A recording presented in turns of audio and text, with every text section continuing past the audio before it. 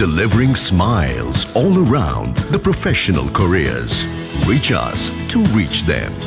திமுக அரசு காபந்து சூழல் இல்லாம முழு வீச்சுல சிஎம் இருந்தா அந்த கூட்டத்தை நடக்க விட்டுருக்க மாட்டாங்க. இதே விஜய் வந்து பெரம்பூர்ல என்ன சொன்னாரு? திமுக அரசு முடக்குதுன்னாரு. எப்ப சொன்னாரு? போட வரச்சுட்டார். இப்ப இந்த வேட்பாளர் நீங்க வந்து திருநெல்வேலியில் ஒரு வேட்பாளர் போட்டிருக்கீங்க. இந்த வேட்பாளர் நான் போட்டிருக்கேன். இவர் படித்தவர், இந்த ஏரியாவில நிறைய சர்வீஸ் பண்ணிட்டு இருக்காரு. அதனால நான் அவர் செலக்ட் பண்ணிருக்கேன். எனக்கு ஓட்டு போற மாதிரி நினைச்சு இவருக்கு ஓட்டு போடுங்க. அந்த பேராவது சொன்னார் அன்னைக்கு. 33 வருஷமா நான் சினிமாவில் நடிக்கிறேன், எனக்கு ஓட்டு போடுங்கன்னு சொல்றது தமிழ்நாட்டு மக்கள் நீங்க என்ன நினைச்சிருக்கீங்க? அரசியல் உங்களுக்கு அவ்வளவு விளையாட்டா போச்சா? 2 படத்துல பஞ்சு டைலாக் வச்சு 2 விசில் அடிச்சு டான்ஸ் ஆடினா உனக்கு ஓட்டு போட்டுருவாங்களா? நீ லக்ஸுரியா வாழ்ற, சார்ட்டர் பிளேட்ல வர்ற, தியாகம் பண்ணி 33 வருஷமா இல்ல. இப்ப எதை குறிப்பிட்டு பேசுறாரு? அவ்வளவுதாங்க. அவர் ஒருத்து பேரறிஞர் அண்ணா விஜய் அண்ணா உண்ணா அவர் கால் தூசிக்கு போயிருவியா நீ? 10 நாளைக்கு முன்னாடி ரிலீஸ் ஆன சிறந்த வேட்பாளரா? வேற ஒரு வேட்பாளர் 10 நாளைக்கு முன்னாடி வெளியே வந்திருக்காரு. அப்புறம் இப்ப பூந்தமல்லியிலே இன்னொரு வேட்பாளர் பாலியல் வழக்குல 6 வழக்கு போட்டிருக்காங்க. கட்டின பொண்டாட்டி குற்றச்சாட்டு 27 வருஷம் வாழ்ந்த மனைவி குற்றச்சாட்டு வைக்கிற அவங்க பெண் கிடையாதா? அவங்களுக்கு ஒரு நியாயம் வேண்டாமா? பெண்கள் பாதுகாப்பு முதல்ல வீட்டுல இருந்து ஆரம்பிக்கிட்டவர் அவர் நாட்டுக்கு வரட்டும். அவரு ஆகாயம் நேயர்களுக்கு வணக்கம். தாவேக தலைவர் விஜய் திருநெல்வேலியில் தன்னுடைய பிரச்சார பேச்சை பேசி முடிச்சிருக்காரு. ரொம்ப பரபரப்பான ஒரு பேச்சு, நீண்ட நேரம் பேசியிருக்காரு. எக்கச்சக்கமான குற்றச்சாட்டுகள் திமுக மீதும் ஸ்டாலின் அவர்கள் மீது வச்சிருக்காரு. இது வந்து விரிவாக பேச போகிறோம். பத்திரிகையாளர் திரு சுபேர் அவர்கள் நம்ம கூட இருக்காங்க. வணக்கம் சார். வணக்கம். திமுக அரசு அல்லது ஸ்டாலின் அவர்கள் வந்து ஒரு முழு வீச்சில் அந்த காபந்து சூழல் இல்லாமல் முழு வீச்சில் சிஎம் இருந்தால் அந்த கூட்டத்தை நடக்க விட்டுருக்க மாட்டாங்க அப்படின்ற குற்றச்சாட்டுலேருந்து ஆரம்பிக்கலாம். அந்த குற்றச்சாட்டு தொடங்கி பல்வேறு குற்றச்சாட்டுகள் வைக்கிறாரு. முதல்ல இது எப்படி பார்க்குறீங்க? திமுக அரசு வீரியமாக இருந்ததுன்னா நான் திருநெல்வேலிக்கு வந்திருக்க மாட்டேன், நம்ம அந்த மீட்டிங்கு நடந்திருக்காது, ஏகப்பட்ட முட்டுக்கொட்டை போட்டிருப்பாங்கன்னாரு. இதே விஜய் வந்து பெரம்பூர்ல என்ன சொன்னாரு? திமுக அரசு முடக்குதுன்னாரு. எப்ப சொன்னாரு? போட வர சொன்னார். இல்ல, அவர் தெளிவா சொல்றாரு, முழு வீச்சில் இருந்தா தானே அவங்களால முடிஞ்ச அளவுக்கு அவங்க குற்றச்சாட்டு என்ன வச்சாங்க? திமுக இருக்கக்கூடிய போலீஸ், திமுக ஆதரவாளர்கள் வந்து எங்களை வந்து முடக்குறாங்க, பெரம்பூர்ல பெர்மிஷன் கொடுக்க மாட்டேங்கிறாங்க, சைதாப்பேட்டில் பெர்மிஷன் கொடுக்க மாட்டேங்கிறாங்க, டி நகர்ல பெர்மிஷன் கொடுக்க மாட்டேங்கிறாங்க, ஆட்சியை வந்து இவங்க தான் மறைமுகமா ரன் பண்றாங்கன்னு அங்க ஒரு குற்றச்சாட்டு சொல்றாரு. இங்க என்ன சொல்றாரு? இங்க வந்து திமுக அரசு முழுவீச்சா இல்லாதனால தான் இவன் பெர்மிஷன் கிடைச்சிருக்குன்னு இருக்காரு. அப்ப இதுக்கு முன்னாடி இந்த கடந்த கட்சி ஆரம்பிச்சு 2 வருஷமா பல்வேறு நிகழ்ச்சிகளை கலந்துட்டு இருக்கீங்க. மாநாடு நடத்து, மதுரையில் மாநாடு நடத்துறீங்க, விக்கிரவாண்டியில் மாநாடு நடத்துறீங்க, கரூருக்கு போனீங்க, நாமக்கல் போனீங்க. அப்பயும் திமுக ஆட்சி தானே இருந்துச்சு. அப்பயும் நீங்க நிகழ்ச்சி நடத்தி தான் இருக்கீங்க. சார், இந்த குற்றச்சாட்டு அவங்க ரொம்ப நாளாவே சொல்றாங்க. அவங்க சொல்லத்தான் செய்வாங்க. வேற என்ன சொல்ல போறாங்க? இப்ப நீ பேசின மொத்த பேச்சுல ஏதாவது அந்த வேட்பாளரை பத்தி, அந்த வேட்பாளர் பேரே நமக்கு தெரியாது. இப்ப அந்த வேட்பாளர் நீங்க வந்து திருநெல்வேலியில் ஒரு வேட்பாளர் போட்டிருக்கீங்க. இந்த வேட்பாளர் நான் போட்டிருக்கேன், இவர் படித்தவர், இந்த ஏரியாவிலலாம் நிறைய சர்வீஸ் பண்ணிட்டு இருக்காரு, அதனால நான் அவர் செலக்ட் பண்ணியிருக்கேன், இவரை நாங்கள் நிப்பாட்டிருக்கேன், எனக்கு ஓட்டு போடுற மாதிரி நினைச்சு இவருக்கு ஓட்டு போடுங்க. அந்த பேராவது சொன்னாரா? அன்னைக்கு அந்த வேட்பாளர் பேராவது சொன்னாரா? இல்ல, சின்னம் சொல்லிட்டாரு, சின்னத்துக்கு ஓட்டு. வேட்பாளர் யாருன்னு சொல்ல வேண்டாமா? கஞ்சா கேஸ்ல உள்ள இருந்த வெளியே வந்தவன், சாதி வெறி பிடிச்சவன், அங்க ஒருத்தவன், இங்கே ஒருத்தவன், வேறு கட்சியில் காலையில் ஒருத்தவன், மத்தியானம் ஒரு கட்சியில் வந்தவன், பாஜக அமைச்சராக இருந்தவர், பாஜக மாநில தலைவராக இருந்தவர். உங்களுக்கு என்ன கொள்கை? நீங்க எப்படி வேட்பாளர் தேர்ந்தெடுக்கிறீங்க? எந்த அடிப்படையில் வேட்பாளர் தேர்ந்தெடுக்கிறீங்க? வேட்பாளர் கூட குவாலிஃபிகேஷன் வேணாமா? இவர் போய் பணிவுறப்படுத்திக்குவாரு. அங்க வாக்களிக்கக்கூடியவன் அவன் அந்த வேட்பாளரோட ஜெயிச்சார்னா அவன் தான் கான்டாக்ட்ல இருப்பான். விஜய் தெரிய போனா அப்ப நீ ஒரு ஆள் நீங்க வேட்பாளர் தேர்ந்தெடுக்கிறீங்கன்னா அவர் யாரு? அவர் நல்லவரா, கெட்டவரா, மக்களோட கனெக்டா இருக்கிறவரா, எதுவும் பெரிய சிக்கல் இல்லாதவரா அப்படின்ற ஆளை பார்த்துட்டாலும் தேர்ந்தெடுக்கணும். அப்ப அந்த தேர்ந்தெடுக்கக்கூடிய ஆளை நீங்க இன்ட்ரோடியூஸ் பண்ணணும்ல. நான் இவரை ஏன் தேர்ந்தெடுத்தேன், இத்தனை வருஷமா கட்சியில் இருக்கிறாரு, இவ்வளவு பண்ணியிருக்கிறாரு அப்படின்னு ஒரு லிஸ்ட்டை போட்டு சொல்லணும். இவர் எப்பயும் போல வர்றாரு, ஒரு பாட்டு போடுறாரு, வெற்றி நிச்சயம், நல்லது நடக்கும், கான்ஃபிடண்டா இருங்க, உங்கள் விஜய், உங்க வீட்டுக்கு ஒரு விஜய், நன்றி வணக்கம், திமுக நாள் போற பக்கம் தமிழ்நாடு சட்டம் ஒழுங்கு கெட்டு போச்சு, பெண்களுக்கு பாதுகாப்பு இல்லை, குழந்தைகள் வந்து இது பண்றாங்க, இது டெம்ப்ளேட்டை வந்து திரும்ப திரும்ப திரும்ப சொல்றாங்க. தனித்தனியா பேசுவோம். முதல்ல என்ன அப்படின்னா, அவர் ரொம்ப நாளா சொல்றது, இப்பயும் அழுத்தமா சொல்றது, கட்சி ஆரம்பிச்சுட்டு நான் உங்ககிட்ட ரீச் ஆகல, உங்க வீட்டுல உள்ள வந்தா நான் அப்படிங்கிறாரு. இந்த வீட்டுக்கு நான் வர்றதுக்கு 33 வருஷம் உங்க வீட்டுல இருக்கட்டாப்ல. நீ எங்க எங்க வீட்டுக்குள்ள இருந்த 33 வருஷமா அப்படிங்கிற மாதிரி 33 பிரபலமா இருக்காரு, எல்லாருக்கும் தெரியுது இல்ல? ஏங்க பிரபலமா வந்து எல்லாரும் தான் பிரபலம், நீங்க கூட ஒரு பிரபலம் தான். அதுக்காக நீங்க நாளைக்கு இப்ப நீங்க ஒரு கட்சி ஆரம்பிக்கிறீங்க, நாளைக்கு உங்களுக்கு ஓரளவுக்கு தெரியும். நீங்க வந்து நான் வந்து தொடர்ந்து நான் வீடியோ போடுறேன், அதனால எனக்கு ஓட்டு போடுங்கன்னு சொல்ல முடியுமா? சொல்ல முடியாது. தொடர்ந்து நான் சினிமாவில் நடிச்சிருக்கேன் 33 வருஷமா, எனக்கு ஓட்டு போடுங்கன்னு சொல்ல முடியுமா? 33 வருஷமா நான் டான்ஸ் ஆடுறேங்க, எனக்காக ஓட்டு போடுங்கன்னு சொல்ல முடியுமா? 33 வருஷமா நான் பஞ்ச் டைலாக் பேசிருக்கேன், ஓட்டு போடுங்கன்னு சொல்ல முடியுமா? இதெல்லாம் ஒரு குவாலிஃபிகேஷனா? இதெல்லாம் விட்டுருவாங்க. நீங்க என்ன பிரபலம் சொன்னது திட்ட போறாங்க, அதுக்கு அது சேர்த்து திருட்டோம். அவரே வாங்குற நீங்க வாங்க கூடாதா? எனக்கு 33 வருஷமா நான் சினிமாவில் நடிக்கிறேன், எனக்கு ஓட்டு போடுங்கன்னு சொல்றது தமிழ்நாட்டு மக்கள் நீங்க என்ன நினைச்சிருக்கீங்க? அரசியல் உங்களுக்கு அவ்வளவு விளையாட்டா போச்சா? 2-4 படத்துல பஞ்சு டைலாக் வச்சு 2 விசில் அடிச்சு டான்ஸ் ஆடினா உனக்கு ஓட்டு போட்டுருவாங்களா? 33 வருஷமா நீங்க என்ன பண்ணீங்க? 33 வருஷமா நான் படத்துல நடிச்சிருக்கேன். அது ஒரு சினிமாங்கிறது என்டர்டைன்மெண்ட், ஒரு பொழுதுபோக்கு. அதுல காசை கோடிக்கணக்கில் சம்பளத்தை வாங்கிட்டு நடிச்சிருக்கீங்க. அவங்க ரசிகர்கள் 1000-2000 டிக்கெட் வாங்கி கொடுத்து அந்த படத்தை பார்த்தான், கொண்டாண்டான். நீ லக்ஸுரியா வாழ்ற, சார்ட்டர் ஃபிளைட்ல வர்ற, தியாகம் பண்ணி 33 வருஷமா 33 வருஷமா தமிழ்நாட்டில் இருக்கக்கூடிய முக்கியமான போராட்ட காலத்தில் இருந்தீங்களா? இப்ப எதை குறிப்பிடுறாரு, குறிப்பிட்டு பேசுறாரு? அவ்வளவுதாங்க அவர் ஒருத்து இதெல்லாம் தியாகம் நினைச்சிட்டு இருக்காப்புல. நான் படத்தில் நடிக்கிற தியாகம் நடிக்கிறாப்புல, நான் சினிமாவில் நடிக்கிற தியாகம். உண்மையிலே தியாகம் தான். தமிழ்நாட்டு மக்கள் இவரை ஒரு நடிகராக ஏற்றுக்கிட்டாங்க பார்த்தீங்களா, அது ஒரு பெரிய தியாகம் தான். உண்மையிலே தியாகம் தான். அன்னைக்கு ஒரு ஆரம்ப காலத்தில் ஆய தீர்ப்படுறப்ப அன்னைக்கு வரக்கூடிய முக்கிய பத்திரிகைகள் இவரை பற்றி என்ன எழுதுனாங்கன்னு தெரியும் நமக்கு. அதெல்லாம் தாங்கி சமாளித்து ஒரு நடிகராக தமிழ்நாட்டு மக்கள் ஏற்றுக்கிட்டாங்க. சரி, ஓகே, அதுதான் நான் உங்களுக்கு செய்த சாதனை அப்படிங்கிறார். இன்னொரு வார்த்தை சொல்றாரு, அதெல்லாம் தூக்கி போட்டுருச்சு. ஒரே 50 வருஷத்துக்கு ஒருக்கா தான் அவர் காமராஜர் வருவார், 50 வருஷத்துக்கு ஒருக்கா தான் அண்ணா வருவார். அவரும் நீ ஒன்னா, பேரறிஞர் அண்ணா விஜய் அண்ணா ஒன்னா, அவர் கால் தூசிக்கு போயிருவியா? நீ தன்னை முன்னிலைப்படுத்திக்கல. அப்படி ஒரு மாற்றம் இந்த எலெக்ஷன்ல வரும். என்ன மாற்றம்? அன்னைக்கு அண்ணா கூட யார் இருந்தா? பேராசிரியர் நெடுஞ்செழியன் இருந்தாரு, கலைஞர் இருந்தாரு. இங்க ஆட்கள் இருக்காங்களா? இங்க யார் இருக்காரு? புஷியானந்த் இருக்கிறாரு. அண்ணா 20 வருட பயணம், 20 வருட போராட்டம், பேச்சு, எழுத்து, ஆற்றல், மொழி, மாநில உரிமை, ஒரு பெரிய அறிவார்ந்த படையை தன் தம்பிகளை கூட வச்சிருந்தார் அண்ணா. அதனாலதான் அண்ணா ஆட்சியை கைப்பற்றி 2 வருஷத்துல இறந்து போறாரு. ஆனா அந்த கட்சி இன்னைக்கு வரைக்கும் அண்ணா கிட்ட இருக்கு. என்ன காரணம்? அறிவார்ந்த தம்பிமார்களை கூட வச்சிருந்தார். நீங்க யாரை வச்சிருக்கீங்க? விஜய் தாமு, சுரா ரமேஷ், இவங்களை கூட வச்சுக்கிட்டு அண்ணாவும் நீங்கள் ஒன்னா? அண்ணாவுடைய அறிவுக்கும் ஆற்றலுக்கும் எழுத்துக்கும் பேச்சுக்கும் உழைப்புக்கும் தியாகத்துக்கும் கால் தூசிக்கு வருவியா நீ? ஏன் சொல்றேன்னா, ஒரு கூட்டம் அங்க திரண்டு நிக்குது, அவனுக்கு எதுவுமே தெரியல. நீ தப்பா ப்ரொமோட் பண்ணிட்டு இருக்க, தப்பா இன்ஜெக்ட் பண்ணிட்டு இருக்க. தமிழ்நாட்டில் சட்டம் ஒழுங்கு கெட்டு போச்சு, தமிழ்நாட்டில் சட்டம் ஒழுங்கு கெட்டு போச்சுங்கிற ஒரு டெம்ப்ளேட்டை பாஜக தமிழ்நாட்டில் நிறைய செட் பண்ணுது. சார், ஆனா சிக்கல் இருக்கா இல்லையா? எல்லாருமே சொல்றாங்க. மற்ற மாநிலத்தை கம்பேர் பண்றப்ப தமிழ்நாடு அமைதியா தாங்க இருக்கு. சார், அவரு குறிப்பிடுறாரு, வெறுமனே 1-2 நடந்திருக்குங்க. அதை கட்டுப்படுத்தணும், கண்ட்ரோல் பண்ணணும், கடுமையாக்கணுங்கிறது மாற்று கருத்து கிடையாது. எளிமையா கடந்து போகணும். ஒட்டுமொத்தமாக தமிழ்நாடு இந்த மாதிரி இருக்கா? இவங்க என்ன பிராண்ட் பண்றாங்கன்னா, மணிப்பூர் மாதிரி, ஒரு பீகார் மாதிரி, ஒரு யூபி மாதிரி, பெண்களுக்கு இங்கே பாதுகாப்பு இல்லை, வீட்டை விட்டு வெளியில் போக முடியல, யாரும் காலேஜுக்கு போக முடியல, யாரும் ஸ்கூலுக்கு போக முடியல, யாரும் வேலைக்கு போக முடியல, தமிழ்நாடு ரோட்டில் நடந்து போக முடியல, அப்படி இருக்கா? அவர் அதே பக்கத்துல அந்த பகுதியில் அந்த ஒரு பெண்ணுக்கு நடந்த ஒரு அதாவது சம்பவங்கள் நடக்குதுங்க. அதை கடுமையாக்கணுங்க, கட்டுப்படுத்தணும், இன்னும் கடுமையாக்கணும். ஓகே, ஆனா இவங்க என்ன சொல்ல வர்றாங்கன்னா, 2க்கு வித்தியாசம் இருக்கு, நீங்க புரிஞ்சுக்கணும். ஒரு தவறு நடந்திருக்கு, அதை சரி பண்ணணும், அதை கண்ட்ரோல் பண்ணணும், அதை கடுமையாக்கணும், சட்டங்கள் கடுமையாக்கணும், மாற்று கருத்து கிடையாது. ஆனா ஒட்டுமொத்தமாக தமிழ்நாடு முழுவதுமே இப்படித்தான் இருக்கு அப்படின்னு நீங்க பிராண்ட் பண்றது தான் இங்க சந்தேகம்.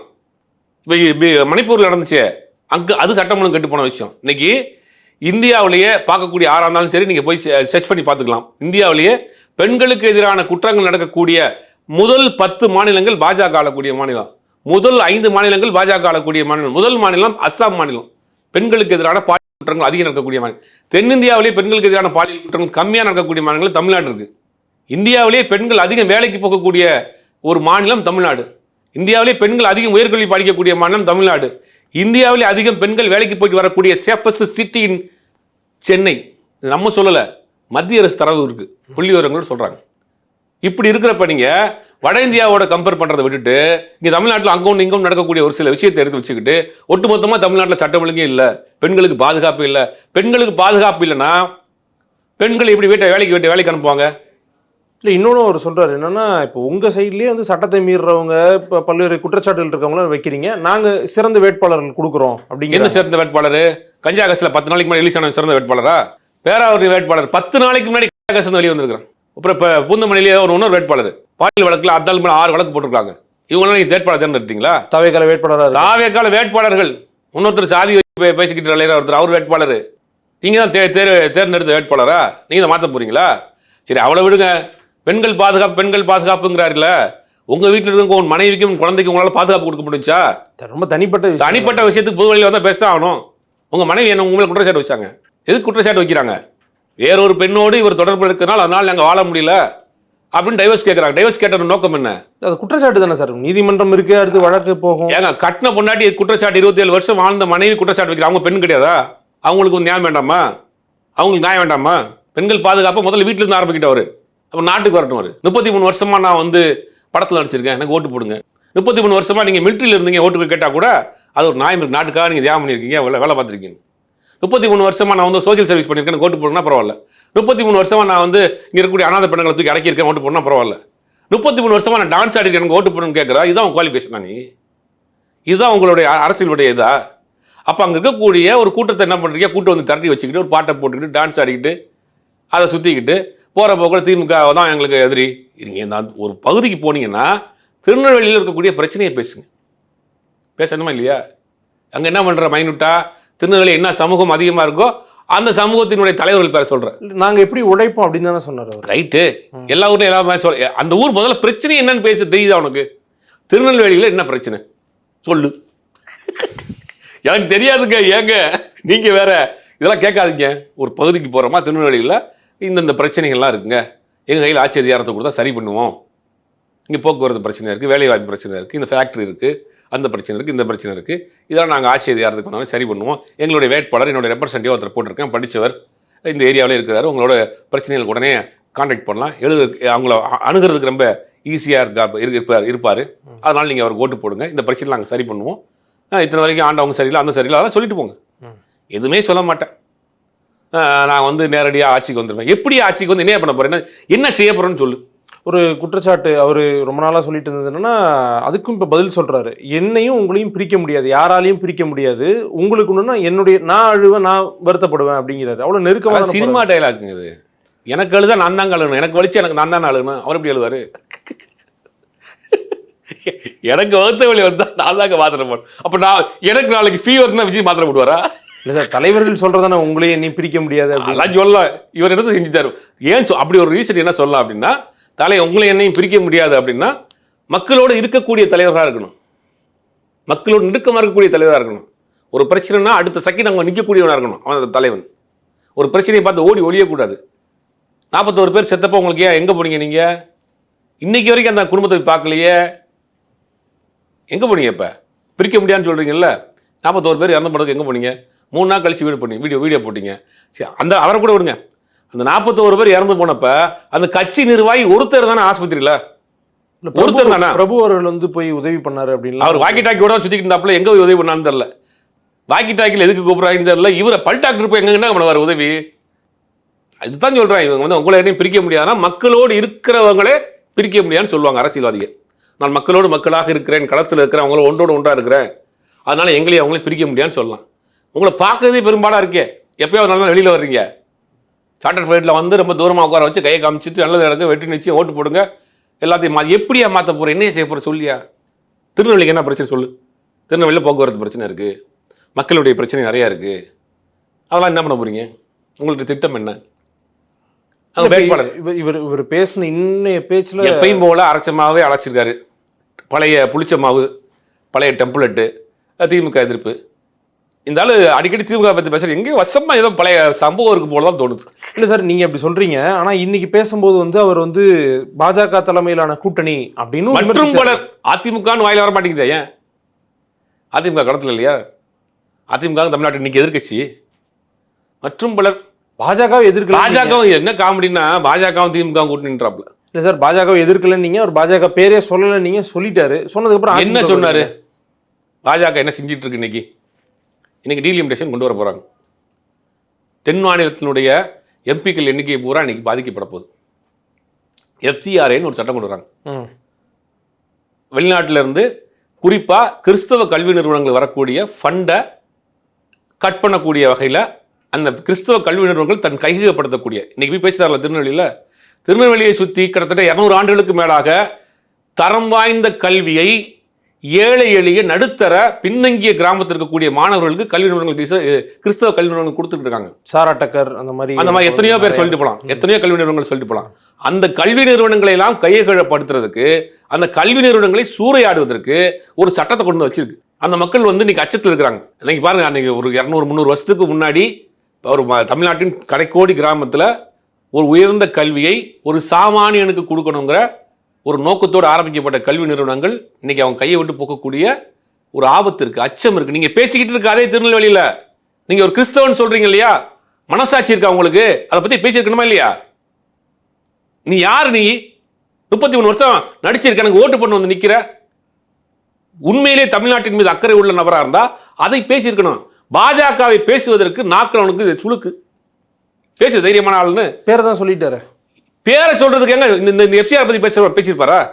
திருநெல்வேலியில் இருக்கக்கூடிய கல்வி நிறுவனங்களுக்கு ஆபத்து. பேசி தைரியமான ஆள் பேசு. நான் உங்கள் விஜய், நான் இருக்கேன்.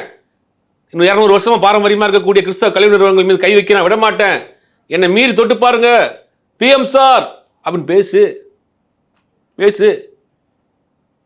நீ ஒரு நாடகம் போடுற வேடதாரியா இருக்கிற, பாஜகவின் ஊதுகுழலா இருக்கிற. போற போக்கில் பாஜக மேல தொட்டுட்டு சிறுபான்மை மக்களுக்கு நான் தான். சிறுபான்மை மக்களுக்கு என்ன பாதுகாப்பு இருந்திருக்க? திருப்பரங்குன்ற விஷயத்தில் நிலைப்பாடு என்ன? இன்னைக்கு வந்திருக்கக்கூடிய அந்த எஃப்சிஆர் பத்தி ஒரு நிலைப்பாடு என்ன? எதை பத்தியும் பேச மாட்டேன். எல்லாத்துக்கும் காரணம் திமுக. பெண்கள் பாதுகாப்பு இல்லை, சிறு குழந்தைகளை கற்பழிக்கிறாங்க. இன்னைக்கு அதை விட முக்கிய மதவாதம் ஒரு மாநிலத்துக்குள்ள போனா என்ன ஆகும்னு நம்ம பார்த்துக்கிட்டு இருக்கிறோம். அதை நோக்கி பேச மாட்டேங்கிற நீ. நிஜமான காங்கிரஸ் என் கூட இருக்கு அப்படிங்கிறாரு. காங்கிரஸ் கூட்டணியில் இருக்கிறாங்க. நீங்க பாக்குறோம் 2 காங்கிரஸ், 2மே வேற கூட்டணியில் இருக்கிறாங்க. இவர் காங்கிரஸ் குறிப்பிடுறது வந்து என்ன சொல்றாரு? இல்ல சிம்பாலிக்கா சொல்றாரா? அந்த கூட்டணிக்குள் ஒரு குழப்பத்தை ஏற்படுத்துறதுக்கு ஒரு முயற்சி பண்றாங்க. காங்கிரஸ்ல இருக்கிறதே ஒரு கம்மியான நாட்கள் தான். அது திமுக கூட்டணியில் இருக்கிறாங்க. இன்னைக்கு பார்த்தீங்கன்னா பாண்டிச்சேரியில் திமுக தலைவரும் பிரச்சாரம் பண்ணியிருக்காரு, காங்கிரஸ் தலைவரும் பிரச்சாரம் பண்ணியிருக்காரு. இதுக்கு மாதிரி பாண்டிச்சேரி மேட்டர்னு கேட்டதெல்லாம் சொல்றேன். பாண்டிச்சேரியில் இருக்கக்கூடிய துறைமுகங்களை தனியாக அதானி அம்பானிக்கு விற்க போறாங்க, வித்துட்டாங்க. அங்கே இருக்கக்கூடிய மீனவர் பிரச்சனை மிக முக்கியமான பிரச்சனை. இவர் பாண்டிச்சேரிக்கு ஓட்டு கேட்டு போறாரு, பாண்டிச்சேரியில் பேசுறாரு. அதை பற்றி பேசியிருக்கிறாரு அவர். ராகுல் காந்தி வந்து பேசுறாரு, பாண்டிச்சேரிக்கு மாநில அந்தஸ்து வேணும், பாண்டிச்சேரியுடைய காரைக்கால் துறைமுகத்தை தனியார் கொடுத்துட்டாங்க, ஒட்டுமொத்தமாக பாஜக டெல்லியிலேருந்து பாண்டிச்சேரி ஆப்ரேட் பண்ணுது, இதெல்லாம் நாங்கள் மீட்டெடுப்போன்றார். நீ இவங்க என்ன பண்ண? பாண்டிச்சேரியில் போய் போன நாராயணசாமி ஆட்சியில், நாராயணசாமி எப்போ இருந்தார்? 2016 21 இருந்தார் நாராயணசாமி ஆட்சியில். இதுதான் பாஜக தனங்கிறது. பாஜக இன்னைக்கு வரைக்கும் நேர விட பண்ணிக்கிறாங்க. எல்லாத்துக்கும் காரணம் நேரு தாங்க. 11 வருஷம் ஆட்சி இருக்காங்க. கேட்டால் எல்லாத்துக்கும் நேரு தான் காரணம். அதே மாதிரி நீ என்ன பண்ணுற? பாண்டிச்சேரியில் போய் போன திமுக காங்கிரஸ் கவர்மெண்ட்டை விமர்சனம் பண்ணுற. உன்னுடைய நிலைப்பாடு என்ன? அப்போ இங்கே வந்து என்னத்தை பேசியிருக்கணும்? அப்போ தான் இதுதான் சொல்கிறோம், இந்த இளம் தலைமுறை வாக்காளர்களை, பாஜகவுக்கு எதிராக விடக்கூடிய வாக்காளர்களை சிதைக்கக்கூடிய, ஓட்டை ஸ்பாயில் பண்ணக்கூடிய ஓட் ஸ்பாயிலர் தான் விஜய். அதை தான் தொடர்ந்து செஞ்சுட்டே இருக்காரு. என்னை தடுக்கணும்னு நினச்சாங்க, எதுவும் பண்ண முடியல. என்னுடைய படத்தை முடக்க நினைச்சாங்க, எதுவும் பண்ண முடியல. ஆனாலும் நான் வந்து களத்தில் நிற்கிறேன். உன் படத்தை யார் முடக்குனா? சென்சார் போர்டு யாரு? அதுக்கு திமுக தான் காரணம்ன்ற. அதை சொல்ல வேண்டிய தேவையில்லை, உங்களுக்கே தெரியும். மக்கள் சொல்லு, தைரியமான ஆளு சொல்லு. எப்படி ஆடு காணாம போய் சொல்லு. நீ தைரியமான ஆட்சிய கோபாலு, சொல்லு கோபாலு, சொல்லு. பாஜகவை நோக்கி எந்த விமர்சனமும் வைக்க மாட்டேன். எஃப்சிஆரை பற்றி பேச மாட்டேன், சென்சார் போர்டை பற்றி பேச மாட்டேன். உனக்கு எதுக்கு உன மேலே அது கரூரில் எந்த பிரச்சனையும் இல்லைன்னா உனக்கு எதுக்கு சம்மன் அனுப்புனாங்க? நீ வந்து விட்னஸ் தான். இல்லை சார், 2வது முறையாக சொல்கிறாரு பழி என் மேலே போடப்பட்டது அப்படின்ட்டு. அது பழி உன் மேலே போடப்பட்டனா சிபிஐ நீ தானே கேட்டீங்க. இப்போ இந்த வழக்கில் நீங்கள் என்ன நடந்துச்சு? 41 பேர் இறந்து போனாங்க. தமிழ்நாடு அரசாங்கம் வந்து ஒரு நபர் ஆணையத்தை போட்டாங்க, ஒரு தனி நீதிபதி ஸ்பெஷல் இன்வெஸ்டிகேஷன் போட்டாங்க. எதுவுமே எங்களுக்கு வேண்டாம், எங்களுக்கு வந்து நான் டெல்லியில் போய் சுப்ரீம் கோர்ட் SIT வேணும்னு கேட்டீங்க, சுப்ரீம் கோர்ட் தலைமையில் ஸ்பெஷல் இன்வெஸ்டிகேஷன் வேணும்னு கேட்டீங்க. அதுக்கு போட்டாங்க. அவங்க என்ன பண்ணாங்க? அதோடு சேர்த்து அடிஷனலாக சிபிஐயும் இதை விசாரிக்கணும்னாங்க. ஒரு ஏஜென்சி. ஆமாம், விசாரிச்சுட்டாங்க. விசாரிச்சதுல நீங்கள் முதல் குற்றம் அந்த இடத்தில் ஐ விட்னஸ். நீங்கள் 41 பேர் இறந்து போனப்ப கண்ணால் பார்த்த சாட்சி விஜய். கூப்பிட்டாங்க, விசாரணை பண்ணியிருக்காங்க. 3 முறை நடந்திருக்கு. எல்லா விசாரணையும் முடிஞ்சிருச்சு. ஓகேவா? இப்போ வந்து சார்ஜ் ஷீட் ஃபைல் பண்ணணும். அந்த சார்ஜ் ஷீட்டில் விஜயோட பேர் சிபிஐ கொடுத்துருச்சுன்னா இப்போ என்ன சொல்வார் இவர்? விஜயினுடைய பேர் அந்த சிபிஐ லேட்டாக வந்தது தான் காரணம், அந்த கொடுத்தவர்கள் வேணும் போனது தான் காரணம். விஜய் மேலே வந்து சிபிஐ சார்ஜ் ஷீட் ஃபைல் பண்ணிருச்சுன்னா என்ன பண்ணுவீங்க? அப்பயாவது பாஜக நோக்கி பேசுவீங்களா? அப்போ அப்பையும் பாஜகவை சிபிஐ இயக்குறது திமுகன்னு சொல்லுவீங்களா? சென்சார் போர்டு திமுக தான் கண்ட்ரோல் பண்ணுதா? இது என்ன அரசியல் இது? இதைத்தான் சொல்கிறோம், மக்களை ஏமாற்றுகிற, முட்டாளாக்குற ஒரு அரசியல் பண்ணிட்டு இருக்காரு. ஓகே சார், இந்த சட்டம் ஒழுங்கு பற்றி பேசும்போது அவரும் குற்றச்சாட்டு வைக்கிறாரு. சின்ன குழந்தைய வந்து இது பண்ண உங்களுடைய நிர்வாகி என்ன பண்ணீங்க அப்படின்னு அடுக்கடுக்கு அவர் குற்றச்சாட்டு வைக்கிறாரு. ரியல் டைமில் நடக்கிற இஷ்யூஸ் தானே அதுவும். அதான் நான் சொல்கிறேனே, அங்கே ஒன்று இங்கே ஒன்று நடக்கக்கூடிய விஷயத்தை கடுமையாக்கணும். இல்லை, கட்சியில் இருக்கவரே, திமுகவில் இருக்கவரே, கட்சியில் இருக்கவர் தான் அவர் நடவடிக்கை எடுத்திருப்பாங்க, கைது பண்ணப்பட்டிருப்பாங்க. இப்போ அண்ணா யூனிவர்சிட்டியில் நடக்கிறவங்கள, அண்ணா யூனிவர்சிட்டியில் நடந்த சம்பவத்திற்கு வேக வேகமாக வழக்கு முடிக்கப்பட்டு அந்த அளவுக்கு தண்டனை வாங்கி கொடுத்து உள்ள இருக்கிறாங்க. நடக்காம தடுக்கிறதும் முக்கியமான நடக்கணும், அதில் மாற்றுக்கிறது கிடையாது. தவறுகள் நடக்கக்கூடாது, சட்டங்களை கடுமையாக்கணும், போலீஸ் கடுமையாக நடந்துக்கிறவங்க மாற்று கிடையாது. ஆனால் இவர் சொல்கிற அளவுக்கு இல்லைங்கிறதா உண்மை. ஒட்டுமொத்தமாக தமிழ்நாட்டில் பெண்கள் வீட்டை விட்டு இறங்க முடியாது, வேலைக்கு போயிட்டு வர முடியாது, நைட்டு பஸ்ஸில் போக முடியாது, அப்படி இருக்கா தமிழ்நாடு? அங்கொன்றும் இங்கொன்றும் குறைகள் இருக்கு, அதை கடுமைப்படுத்தணும், வராமல் தடுக்கணுங்கிறது மாற்றுக்கிறதே கிடையாது. உடனே இங்கே பெண்கள் பாதுகாப்பு இதாக இருக்கிறதுக்கு நீங்கள் சப்போர்ட் பண்ணுறீங்களா? சப்போர்ட்லாம் பண்ணல, கடுமையாக்கணும். அரசாங்கம் தான் பொறுப்பு, அதில் மாற்றுக்கிறது கிடையாது. ஆனால் மற்ற மாநிலங்கள் கம்பேர் பண்ணுறப்ப இங்கே அப்படி இல்லை. பீகார் போலையோ யூபி போலையோ, யூபியில் ஒரு தலித் பெண்ணை பாலியல் பலாத்காரம் பண்ணி அந்த பொண்ணுடைய பணத்தை கூட கொடுக்காம போஸ்ட்மார்ட்டம் பண்ணி போலீஸ் ஸ்டேஷன் வெளியில் டயரை போட்டு எரிச்சாங்க. நடந்துச்சாங்க. பெண்கள் வேலைக்கு போயிட்டு வர முடியாது. உதாரணத்துக்கு சொல்கிறேன், நீங்கள் இளம் பெண்கள் பார்த்து யாராவது பார்த்துக்கிட்டாங்கன்னு நமக்கு சொல்லுவோம். நீங்கள் வேணுங்கிற உணவை இங்கே சாப்பிட முடியும், வேணுங்கிற உடையை உடுத்த முடியும், வேணுங்கிற கடவுளை கும்பிட முடியும், வேணுங்கிற பண்டிகையை கொண்டாட முடியும். வடநாட்டில் நடக்குது அப்படி? வேலண்டைன்ஸ் டே எடுத்துங்க. வேலண்டைன்ஸ் டேவை வட மாநிலங்களில் பாஜக ஆளக்கூடிய மாநிலங்கள் கொண்டாட என்ன பண்ணுறாங்க? சங் பரிவார் கும்பல் எத்தனை காட்சி வீடியோ பார்க்குறோம். இங்கே இருக்கக்கூடிய பெண்களுக்கு அந்த மாதிரியான நிலைமை இருக்கா? நீங்கள் நினைச்ச உணவை உண்ணலாம், நினைச்ச உடையை உடுத்தலாம், நினைச்ச வாழ்க்கையை வாழலாம், நினைச்ச கடவுளை கும்பிடலாம், நினைச்ச இடத்துக்கு போகலாம், நினைச்ச இடத்துக்கு வரலாம். இங்கே எதுவும் கட்டுப்பாடு இருக்கா தமிழ்நாட்டில்? அப்போ இங்கே பெண்கள் பாதுகாப்பு தானே இருக்கிறாங்க. பங்குன்னு இங்கொன்று நடக்கிறத வச்சு ஒட்டுமொத்தமாக தமிழ்நாடு முழுவதுமே பெண்களுக்கு பாதுகாப்பு இல்லை. வெளியில் விட்டு யாரும் நடமாட முடியல, கல்வியில் பின்தங்கி இருக்கு, பொருளாதாரத்தில் பின்தங்கி இருக்கு, பெண்களை வீட்டில் அடைச்சி வச்சிருக்காங்க, கொடுமைப்படுத்துறாங்க. இங்கே நடக்குதா?